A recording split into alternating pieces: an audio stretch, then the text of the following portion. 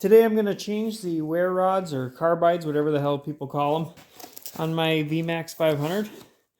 These are the guys I got right here. That's the part number. Best part is I haven't even seen if these fit, so might not be the right part number. This is going to be pretty straightforward. There's 4 studs with 4 nuts normally. Mine is missing 2 of the nuts. And these things usually are tough to get off, so I'm going to use the impact and hopefully just break them. That one actually came off. Okay, those came off pretty good. Now, oh, here's my hammer. If I get in there with the hammer, knock them down. Alright. Ooh. Here's my old one. I don't know if you can see that. She's pretty beat. Holding up my old one to the new one, it looks like everything lines up, if you can see that. And if we take a look at the new one here, you can see it won't focus, but there's the carbide right there. So I got 4-inch carbides because I don't have a studded track and I don't want to spin out on corners if I don't have, or if I have too much carbide. Okay, I just fed the new carbide in from the bottom, starting at the back, worked my way forward.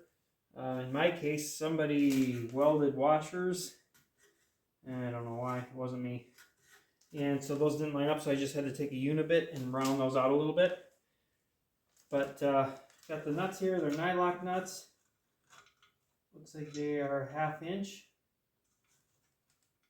And I'm just going to start these guys by hand.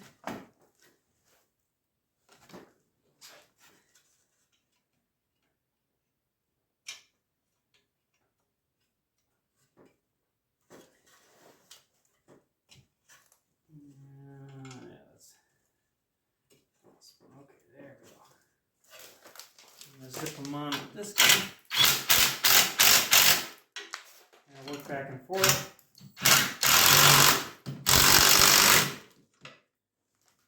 Front. This one.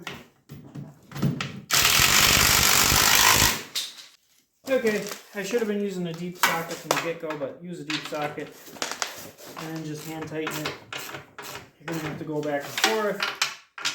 Keep working back and forth because as you tighten one, it loosens the next one. Just keep doing that until they're tight to your satisfaction. And you're good to go. That's it.